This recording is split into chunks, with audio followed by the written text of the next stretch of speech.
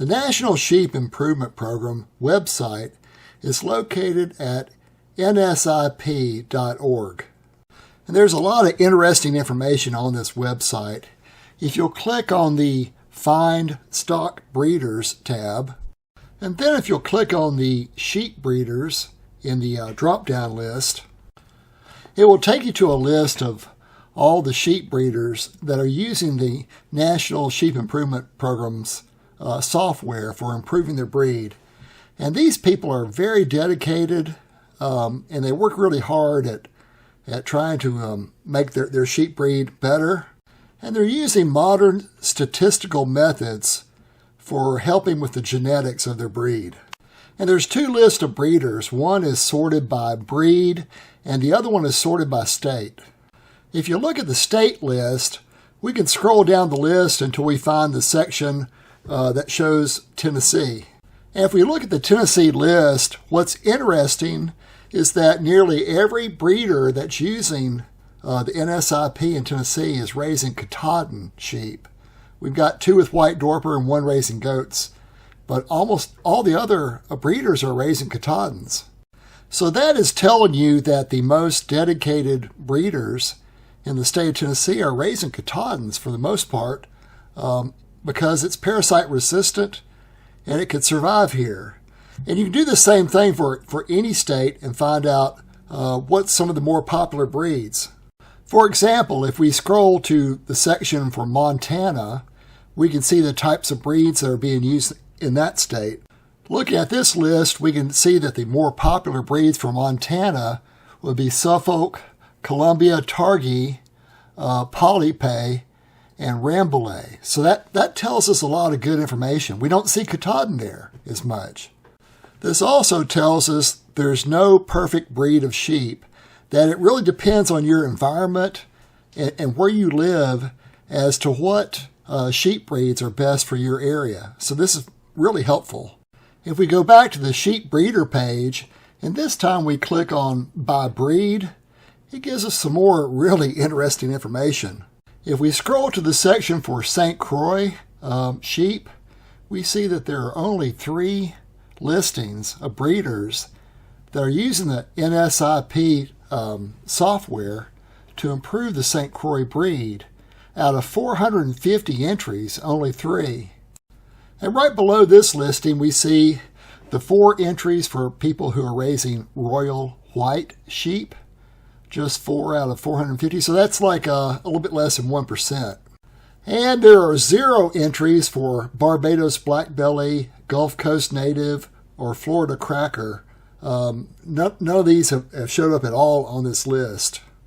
But there are a lot of people on this list who are raising Katahdin. If we start counting the number of people raising Katahdin, we start on this page, then another page, then another page, then another page, and finally this last page, which I counted 211 different farms or breeders that were raising Katahdin out of a total of around 450 entries on the National Sheep Improvement Program. Katahdin is by far the most popular sheep breed that's using genetic statistical models to improve the breed. So why are the Barbados Black Belly, Florida Cracker, and Gulf Coast Native sheep not even on the list at all? Well, the answer is they're not very well known, and most people who raise sheep for commercial production don't think they're big enough. They think their carcass is too small and they don't grow fast enough.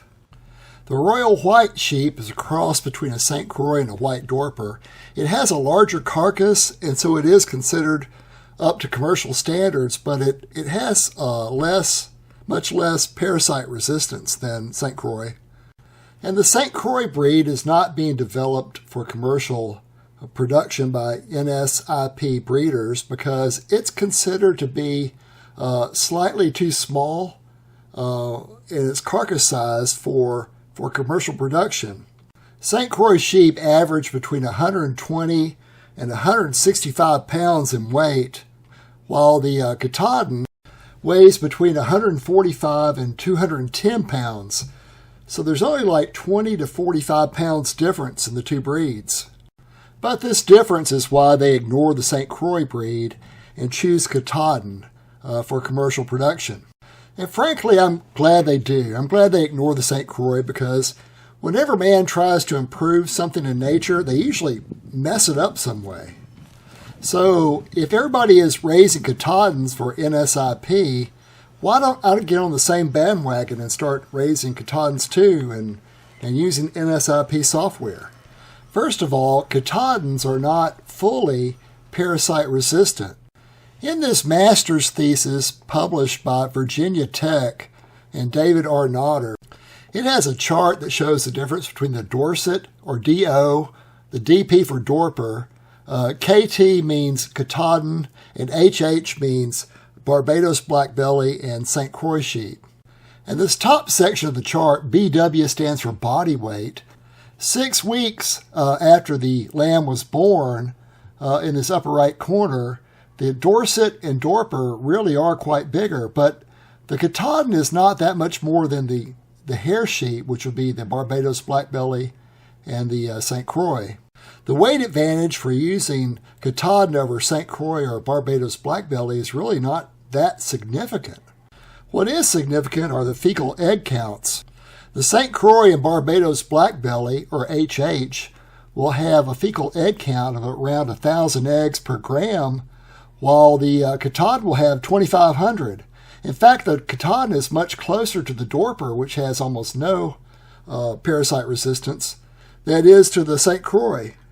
As a result, the St. Croix and Barbados Blackbelly, or HH, will have a much higher packed cell volume, which is the ability of the animal to carry red blood cells and oxygen inside its body, as it has enough blood that's not being sucked out by the parasites. So this PCV, or packed cell volume, means that the St. Croix is a much healthier animal than these other breeds. And with Katahdin, you're probably going to have to deworm them like once every 6 months or every so often. But with St. Croix, you can get by without deworming them at all. And I want to be totally chemical free, so no, I'm not going to get on the Katahdin train. Now, there are some Katahdin that don't require deworming, but those are rare. But if you can find one, that's a good sheep. So that's why I'm staying with the St. Croix breed and not switching over to Katahdin. So why don't I use the NSIP software? Wouldn't it be great to improve my St. Croix sheep and make them better? Well, first of all, I'm not a commercial breeder, and I'm not creating sheep for commercial operations. But the main reason is my sheep don't belong in their church. Modern agriculture was created around raising wool sheep, not hair sheep, so I call this the wool sheep church. Wool sheep produce lanolin from the wool in their hide, and this affects the meat. This lanolin is what causes the greasy flavor in lamb. And once a lamb is over 1 year old, it's no longer lamb, it's called mutton or hogget. This is why the sheep industry tries to grow the fattest lambs they can in the shortest period of time. And so they feed these lambs nothing but grain and pellets and pump them full of chemicals, all to get them fat before they get to be like 6 or 7 months old. All because lanolin in the hide of wool sheep ruins the flavor of lamb. Hair sheep do not have this problem. Hair sheep do not deposit lanolin in the meat like wool sheep do. And so the flavor is much better without the lanolin. Plus, you're not under this time schedule of trying to process a lamb before it turns 1 year old.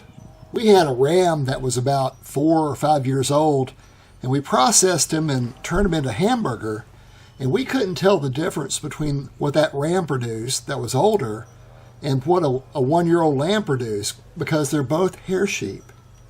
This is a tremendous advantage that hair sheep have over wool sheep, and that you can process the meat anytime you want to. You're not on a time schedule. And I believe this is why the St. Croix breed has come in first place in taste tests, because it has absolutely no wool sheep genetics. It's never been mixed with a wool sheep. It is still pristine. while the Katahdin and the Royal White have both been mixed with wool sheep, and I believe that the St. Croix is superior in taste to these breeds. So what about using estimated breeding values to improve the St. Croix breed? These EBVs are all based on wool sheep thinking. It's all about weighing the animal to find out how much it weighs at certain points in its life and trying to get it to grow as fast as possible, all because it's going to have lanolin in its hide when it hits the 1 year mark, which will ruin the meat. Or things like the eye muscle depth or post-weaning fat. These things are nearly impossible to measure. And so to make an EBV about them is again, not correct. Plus, when you're growing larger animals, just larger and larger animals, you're destroying the feed conversion ratio. The feed conversion ratio is always worse for the larger animal because it needs a lot more energy just to move around. That's why cattle are not as efficient as sheep are. And here we are trying to grow much bigger sheep when really the answer is to grow the most efficient sheep. And the EBVs are all about growing animals on feed. They're not growing animals on grass. There's no EBVs for growing animals on grass, so that's why I'm not interested in EBVs. And in looking back at the EBV list for the number of lambs born, and for the number of lambs born, they're looking at the rams for some reason, when really it's the ewes that create the eggs. And St. Croix already have 2.1 lambs for every birth on average.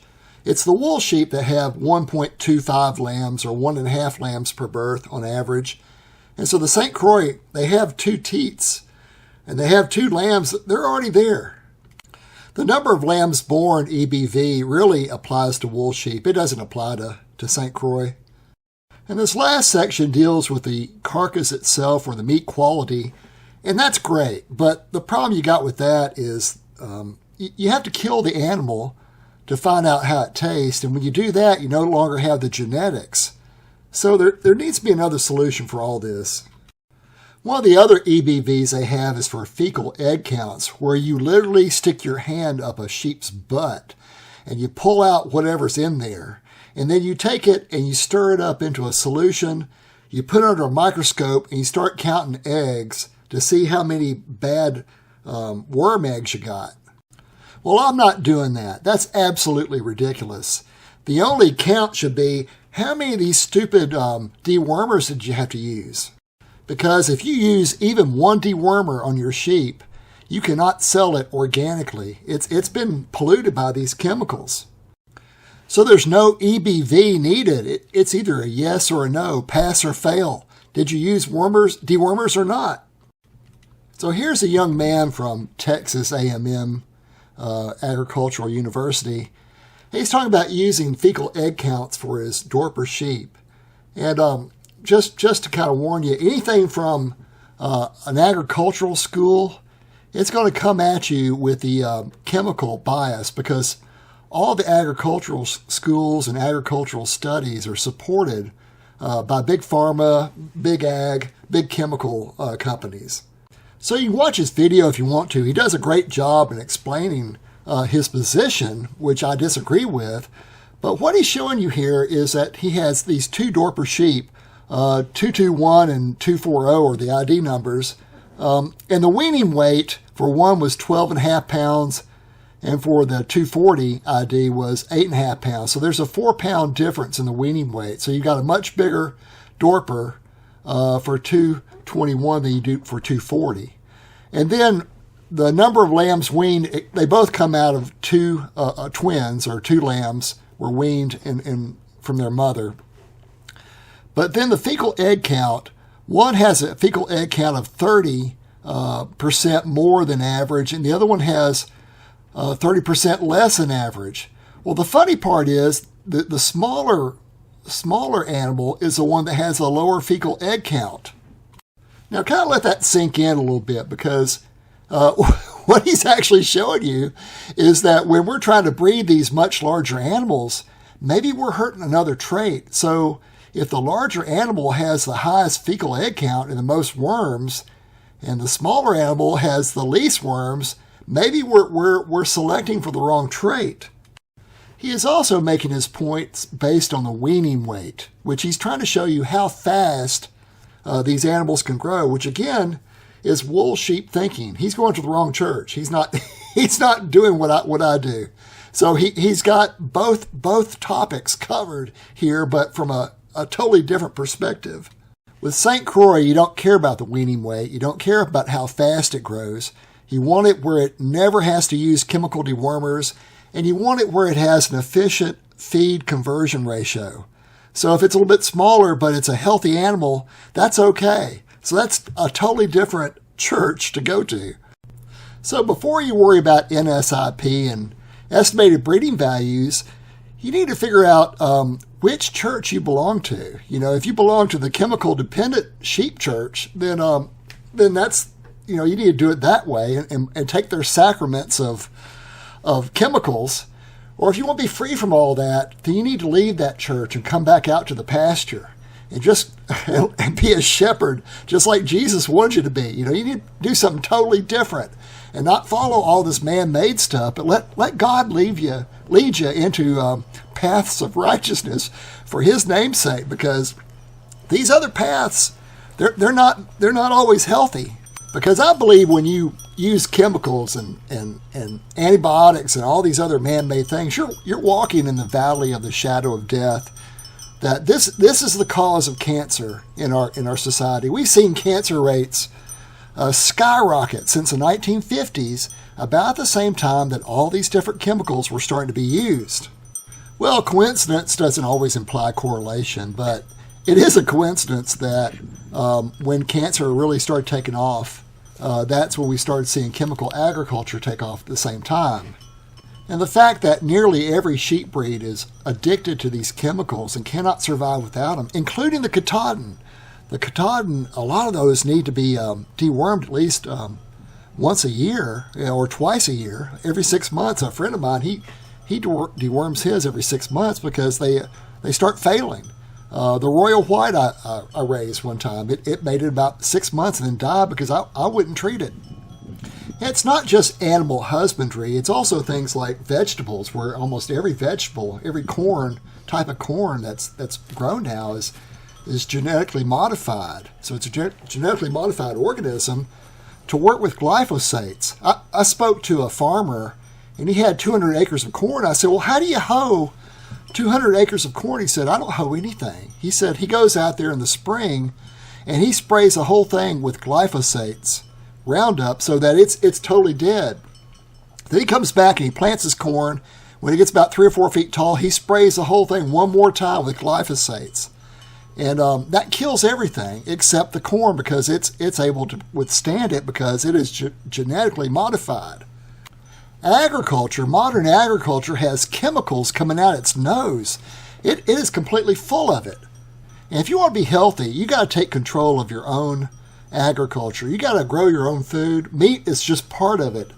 But you need to be growing your own organic food, or at least buying it in the grocery store. You're a little bit closer with organically grown food. That is better.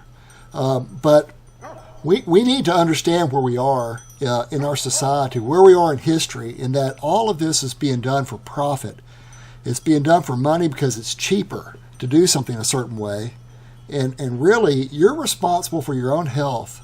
Now, I'm 67 years young, and I'm still pretty healthy. I look at some of my other people that I know that I went to high school with, and they're not healthy, or they're dead. And I realize it's because I chose this way to live. And so I'm not going to be using the NSIP to tell me how fast to grow my animals and how much chemicals to put on them, because it just doesn't apply to me. And so that's why St. Croix sheep really don't need to be helped by NSIP. In fact, the fact that there's not a lot of people that are using it, that's probably a really good thing. I like St. Croix sheep because they're pristine. They've never been modified into this new type of chemical agriculture. And so I think that's one of the greatest advantages, is that they have come down to us through the ages without being mixed with other sheep breeds that have been modified quite a bit. Well, thanks for listening to the talk, and I hope you have a great day.